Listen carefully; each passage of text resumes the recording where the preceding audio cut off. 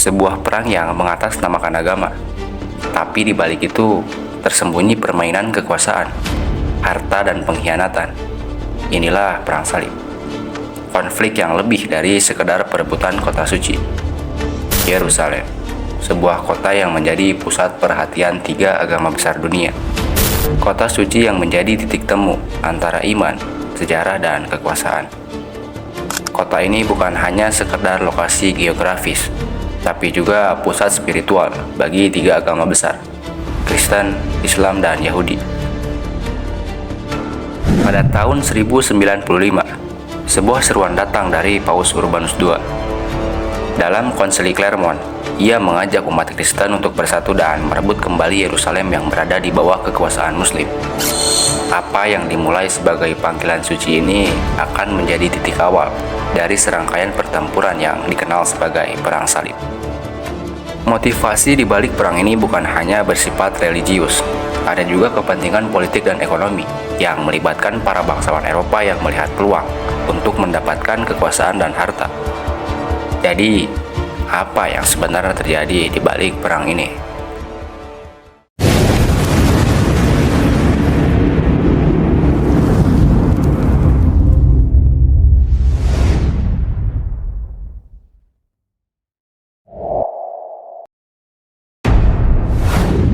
Kalau lagi ngomongin perang salib, kita perlu melihat situasi geopolitik dan agama pada abad ke-11.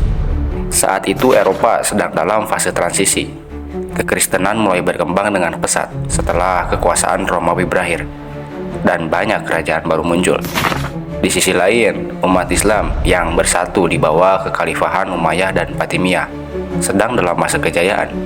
Ini menciptakan ketegangan antara Kristen dan Islam yang memiliki pandangan dan kepentingan yang berbeda. Kota Yerusalem ini memiliki makna yang sangat dalam bagi tiga agama besar. Bagi umat Kristen, Yerusalem adalah tempat di mana Yesus disalibkan dan bangkit, menjadikannya lokasi suci yang tak ternilai. Bagi umat Islam, Yerusalem adalah tempat dari Masjidil Aqsa, yaitu lokasi terjadinya Isra Mi'raj, perjalanan spiritual Nabi Muhammad. Sedangkan bagi umat Yahudi, Yerusalem adalah kota yang dijanjikan dan lokasi dari bait suci yang dihancurkan. Ketiga agama ini melihat Yerusalem sebagai warisan spiritual yang harus dipertahankan. Di satu sisi ada kekhalifahan Islam yang kuat, yang pada waktu itu diperintah oleh dinasti Fatimiyah. Mereka memiliki kendali atas wilayah yang luas dan mengklaim Yerusalem sebagai bagian dari kekuasaan mereka. Di sisi lain ada kekristenan barat di bawah kepemimpinan Paus yang berusaha untuk memperkuat posisinya dan menyatukan umat Kristen di Eropa.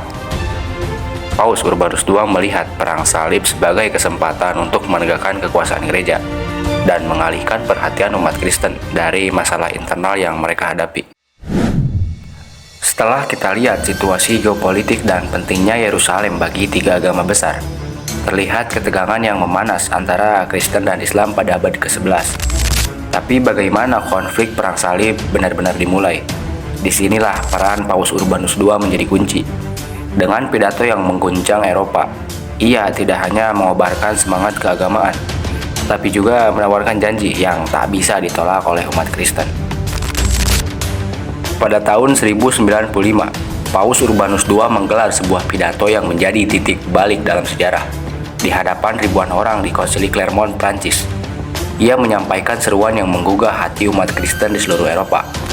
Paus menggambarkan Yerusalem sebagai kota suci yang telah dihinakan oleh kekuasaan Muslim. Ia menyerukan kepada para bangsawan, kesatria, dan rakyat jelata untuk bangkit dan merebut kembali tanah suci demi kemuliaan Tuhan. Pidatonya disampaikan dengan penuh emosi. Ia menggambarkan penderitaan umat Kristen yang tinggal di bawah kekuasaan Muslim, serta pentingnya Yerusalem bagi iman mereka. Paus Urbanus II dengan tegas menyatakan bahwa ini bukan sekedar peperangan biasa. Ini adalah perang suci, dan mereka yang ikut serta akan dianggap sebagai prajurit Tuhan. Namun bukan hanya soal agama yang Paus sampaikan, tapi ada tawaran yang lebih menggoda. Paus Urbanus II menjanjikan pelepasan dosa bagi siapa saja yang ikut serta dalam perang salib. Artinya mereka yang bertempur akan diampuni semua dosa-dosanya dan dijanjikan kehidupan kekal di surga. Ini adalah janji yang sangat kuat. terutama bagi mereka yang hidup dalam ketakutan akan hukuman dosa. Tapi di balik motivasi spiritual ini ada juga motivasi material. Banyak yang melihat perang salib sebagai kesempatan untuk memperluas kekuasaan dan mendapatkan tanah baru. Pada saat itu, banyak bangsawan Eropa yang sedang mencari cara untuk memperluas wilayah mereka. Dan Timur Tengah, khususnya Yerusalem, dianggap sebagai tempat yang penuh dengan kekayaan dan sumber daya. Para ksatria juga melihatnya sebagai kesempatan untuk membuktikan kehormatan mereka dalam pertempuran. Sementara rakyat jelata berharap dapat memperbaiki status sosial mereka melalui perang. Setelah pidato Paus Urbanus II, ribuan orang Eropa dari berbagai latar belakang mulai bersiap-siap untuk perjalanan panjang dan berbahaya menuju Yerusalem. Dengan semangat keagamaan yang berkobar dan janji-janji duniawi yang menggiurkan, mereka bergerak menuju Timur Tengah. Perang Salib pertama dimulai pada tahun 1096. Dan setelah bertahun-tahun berperang melawan kekuatan Muslim di wilayah tersebut, akhirnya pada tahun 1099, tentara salib mencapai tujuan utama mereka, Yerusalem. Disinilah salah satu momen paling dramatis dalam sejarah perang salib terjadi, yaitu pengepungan Yerusalem. Pengepungan Yerusalem berlangsung selama beberapa minggu. Tentara salib yang terdiri dari berbagai bangsa Eropa berhadapan dengan pasukan Muslim yang mempertahankan kota di bawah pemerintahan dinasti Fatimiyah. Pada akhirnya, tentara salib berhasil menerobos pertahanan kota, dan pada 15 Juli 1099, mereka berhasil merebut Yerusalem. Setelah kemenangan besar ini, tentara salib mendirikan yang namanya negara-negara tentara salib di wilayah yang telah mereka rebut. Yang paling terkenal diantaranya adalah Kerajaan Yerusalem, yang menjadi pusat kekuasaan Kristen di Timur Tengah. Selain itu, ada juga Konti Edessa, Konti Tripoli, dan Principality of Antioch. Negara-negara ini dibentuk untuk mengkonsolidasikan kekuatan Kristen di wilayah yang baru direbut dan mempertahankannya dari ancaman Muslim yang terus-menerus. Namun, mendirikan negara-negara baru ini bukan tanpa tantangan. Tentara salib harus menghadapi perlawanan dari dinasti-dinasti Muslim sekitar, serta harus mempertahankan wilayah yang sangat luas dengan jumlah pasukan yang terbatas.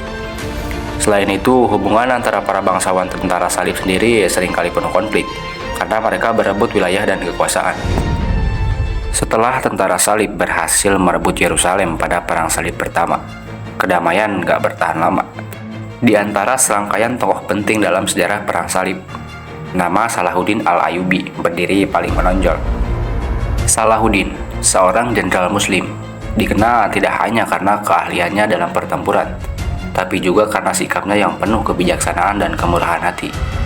Di bawah kepemimpinannya, pasukan Muslim bersatu kembali dan mulai melancarkan serangan pertempuran untuk merebut kembali wilayah yang sebelumnya dikuasai oleh tentara salib. Puncak keberhasilan Salahuddin yaitu pada tahun 1187 dalam pertempuran Hattin. Pada pertempuran ini, Salahuddin berhasil menghancurkan kekuatan utama tentara salib di Timur Tengah dan dengan cepat menguasai kembali Yerusalem. Kejatuhan Yerusalem ke tangan Muslim mengejutkan Kristen dan mendorong seruan untuk Perang Salib Ketiga. Perang Salib Ketiga adalah salah satu perang paling ikonik dalam sejarah Perang Salib, terutama karena menampilkan dua tokoh legendaris yang saling berhadapan, yaitu Salahuddin dan King Richard I dari Inggris, yang dikenal sebagai Richard the Lionheart. Richard adalah salah satu pemimpin paling tangguh di dunia Kristen, dan ia memimpin ekspedisi besar untuk merebut kembali Yerusalem dari tangan Muslim. Kisah antara Salahuddin dan Richard dipenuhi dengan duel strategis dan saling menghormati di antara keduanya. Meskipun sering berhadapan di medan perang, baik Salahuddin maupun Richard memiliki sikap yang penuh kehormatan terhadap lawan mereka. Misalnya, Salahuddin pernah mengirim dokter pribadi untuk merawat Richard ketika sang raja jatuh sakit di medan perang. Duel strategis antara Salahuddin dan Richard berlangsung melalui serangkaian pertempuran. Salah satunya adalah pertempuran Arsuk, di mana Richard berhasil memukul mundur pasukan Salahuddin. Namun meskipun kemenangan taktis di pihak Richard, ia tidak pernah berhasil merebut kembali Yerusalem. Salahuddin tetap mempertahankan kendali atas kota suci tersebut. Pada akhirnya, kedua pemimpin ini menyadari bahwa pertempuran tanpa akhir hanya akan membawa kehancuran lebih lanjut. Mereka akhirnya sepakat untuk mengakhiri konflik melalui perjanjian diplomatik pada tahun 1192 yang dikenal sebagai Perjanjian Jaffa. Dalam perjanjian ini, Yerusalem tetap di bawah kendali Muslim. Namun Salahuddin mengizinkan peziarah Kristen untuk mengunjungi kota suci tersebut dengan bebas. Meskipun hasilnya nggak memuaskan semua pihak, perjanjian ini dianggap sebagai kompromi yang realistis dan beradab di antara dua pemimpin besar. Setelah kekalahan dalam Perang Salib ketiga, seruan untuk kembali merebut Yerusalem terus berlanjut. Namun ketika Perang Salib keempat yang dimulai pada tahun 1202, tidak ada yang membayangkan bahwa perang ini akan berakhir dengan sebuah tragedi besar. Bukan antara Kristen dan Muslim, tetapi antara sesama umat Kristen. Awalnya tujuan utama dari Perang Salib keempat adalah untuk menyerang Mesir, yang pada saat itu dianggap sebagai kunci untuk merebut kembali Yerusalem. Namun karena masalah logistik dan keuangan, rencana ini mengalami perubahan drastis.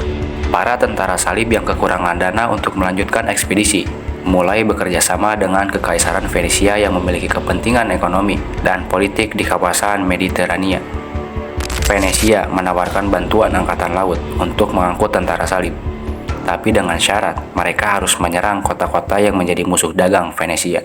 Kemudian pada tahun 1204, hal yang gak terduga terjadi.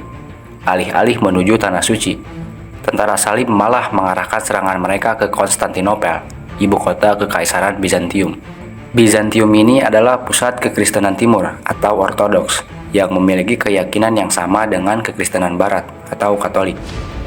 Mereka telah lama memiliki hubungan yang tegang. Ketegangan ini disebabkan oleh perbedaan doktrin, praktik keagamaan, dan perebutan kekuasaan gereja antara Paus di Roma dan Patriark di Konstantinopel. Pengepungan Konstantinopel pada tahun 1204 oleh tentara salib adalah salah satu peristiwa paling tragis dalam sejarah kekristenan. Pasukan tentara salib yang seharusnya memerangi Muslim justru menyerbu kota Kristen terbesar di dunia. Mereka menjarah, merusak, dan menghancurkan kota tanpa belas kasihan. Harta kekayaan Bizantium termasuk artefak-artefak religius yang sangat berharga dijarah dan dikirim ke barat. Bahkan gereja Hagia Sophia yang merupakan salah satu gereja terbesar dan terpenting di dunia Kristen dijarah. Peristiwa ini memiliki dampak yang sangat signifikan dalam memecah kekristenan antara barat dan timur. Serangan tersebut memperburuk hubungan antara gereja Katolik Roma dan gereja Ortodoks Timur, yang sebelumnya kedua pihak sudah mengalami ketegangan. Tapi serangan ini menjadi titik balik yang memperjelas perpecahan yang ada. Banyak umat Kristen Ortodoks melihat tindakan tentara salib sebagai pengkhianatan. Dengan demikian, Perang Salib keempat bukan hanya gagal mencapai tujuan awalnya, tapi juga menjadi momen yang menciptakan keretakan antara Barat dan Timur. Hal itu menggambarkan betapa kompleksnya hubungan antara agama dan politik pada zaman itu. Perang Salib selalu digambarkan sebagai perang suci untuk merebut Yerusalem dari tangan Muslim. Namun terdapat beberapa pertanyaan. Apakah motivasinya murni religius, atau para peserta lebih tergoda oleh kekuasaan dan kekayaan? Bagi banyak bangsawan Eropa, Perang Salib menawarkan kesempatan untuk memperluas wilayah dan mendapatkan harta rampasan.